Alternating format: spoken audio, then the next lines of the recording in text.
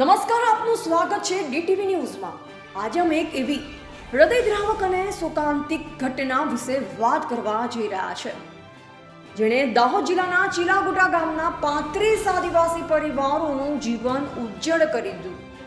એક વાવાઝોડા ઇલેક્ટ્રિક વાયરોની અથડામણથી ઉથલો મચાવ્યો, જે કારણે ભયંકર આગે આ પરિવારોને લાચાર અને નિરાધાર બનાવ્યા। આવો જાણીએ આ દુઃખદ ઘટનાની સંપૂર્ણ વિગત। દાહોદ જિલ્લાના લીમખેડા તાલુકાના ચીલાગોટા ગામમાં 5 મે 2025ના રોજ એક ભયાવહ વાવાઝોડાએ વિનાશનું તાંડવ મચાવ્યું। આ વાવાઝોડામાં ઇલેક્ટ્રિક 3 ફેઝ લાઇનના વાયરો અથડાયા, જેના કારણે લાગેલી આગે 35 મકાનોને બાળી રાખ કરી દીધા।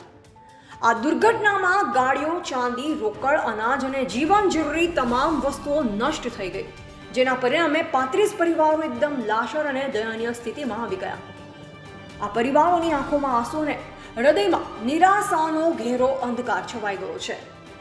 આ ઘોર સંકટની ઘડીમાં આમ આદમી પાર્ટીની ટીમે આજે 9 મે 2025ના રોજ ચીલાગોટા ગામની રૂબરૂ મુલાકાત લઈ પીડિત પરિવારોને હૈયાધારણ આપી। પાર્ટીના સંગઠન મંત્રી શ્રી નરેશ બારિયાએ પીડિતોની દયનીય સ્થિતિનું ઝીણવટપૂર્વક નિરીક્ષણ કર્યું અને સરકાર પાસે આ મુજબની માંગણીઓ મૂકી, જે પૈકી દરેક પરિવારને 15 લાખ રૂપિયાની આર્થિક સહાય આપવામાં આવે, દરેક પરિવાર માટે 2 રૂમ અને રસોડું ધરાવતું નવું ઘર બનાવી આપવામાં આવે। ગુજરાતના માનનીય મુખ્યમંત્રીશ્રીએ ચીલાગોટા ગામની મુલાકાત લઈ પીડિતો માટે વસાહતની વ્યવસ્થા કરવી જોઈએ। શ્રી બારિયાએ ભારપૂર્વક જણાવ્યું કે આ પરિવારોની આફતજનક સ્થિતિને નજરઅંદાજ ન કરી શકાય। સરકારે તાત્કાલિક પગલાં લઈ આ લોકોનું જીવન પાટે લાવવું જોઈએ। ચાલો સાંભળીએ આમ આદમી પાર્ટીના સંગઠન મંત્રી શ્રી નરેશ બારિયા ઘટના વિશે શું કહે છે। હવે અહીંયા અમે દરેક જણને માણસોને પણ મળ્યા છે અને આ ઘરોમાં પણ ફર્યા છે। એ વખતે આજે તિજોરીઓ હોય, ચાંદી હોય કે અંદર ખાટલા હોય, ગોદડા હોય, દરેક વસ્તુ એમાં અનાજ તો કોઠારો આખા અંદર બળી ગયેલા છે।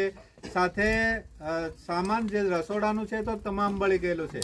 કોઈ વસ્તુ અહીંયા અત્યારે જડે એવી પરિસ્થિતિ નથી। બધું જ જમીન લેવલે થઈ ગયું છે અને ઘરમાં કોઈ પણ વસ્તુ નથી। ખાલી ફક્ત એ લોકો પોતાના કપડાં, પહેરેલા કપડાએ જ બહાર નીકળી ગયા છે પોતાનો જીવ બચાવીને। આ 35 ઘરોના માણસો અત્યારે લોકો જે આપી જાય છે અનાજ, એના આધારે જીવે છે। તો તાત્કાલિક ધોરણે જે કલેક્ટરનામાં આવતું હોય અને અહીંયા મુખ્યમંત્રી પણ આ ચીલાકોટામાં આવે અને એમની દયનીય પરિસ્થિતિ છે એને ધ્યાન આપે એવી અમારી માંગ છે। સાથે સાથે ડીજેનો સામાન હતું લગભગ 15 લાખનું, એ પણ બળી ગયું છે। એવી 4 તો બાઇકો બળી ગયેલી છે અને ઘણું બધું નુકસાન છે। એ ખરેખર આ લોકોને પૂછવામાં આવે વ્યક્તિગત તો આપણને ખબર પડે કે એક ઘરમાં 4 ભાઈઓ એમનું કુટુંબ નિર્વાહ કરતા હોય અને એ પાછા બીજા પાસેથી, એમની બેન બેટીઓ પાસેથી ચાંદી પહેરવા માટે લાવેલા હોય, સોનું પહેરવા માટે લાવેલા, એ પણ અહીં બળીને ખાક થઈ ગયું છે। તો ગુજરાત સરકારે અને કેન્દ્રની સરકારને પણ કહીએ કે તમે ભલે યુદ્ધની વાત કરતા હોય પણ અહીંયા તો યુદ્ધ પહેલાં જ અહીંયા ખતમ થઈ ગયું છે। તો તાત્કાલિક ધોરણે આ લોકોને મદદ કરે।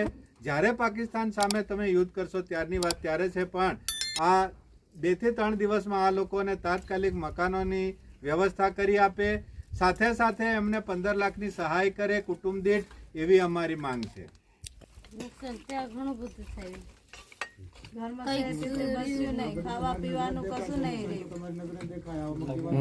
દાગના અમારા જતા રહ્યા, સાડી વાડી બધું કપડું કઈ જ નહીં, બધું ગાયબ થઈ ગયું। નરેશ બારિયાના આ શબ્દો આ ઘટનાની ગંભીરતાને પીડિતોની દુર્દશાને ઉજાગર કરે છે। આ ઘટના આપણને એક મહત્વનો સવાલ પૂછવા મજબૂર કરે છે, શું આવી કુદરતી આફતો સામે આપણું વહીવટીતંત્ર પૂરતું સજ્જ છે? ડીટીવી ન્યૂઝ સરકારને અપીલ કરે છે કે આ પરિવારોનું ઝડપથી પુનર્વસન કરવામાં આવે અને તેમના જીવનને ફરીથી હરિયાળું બનાવવામાં આવે।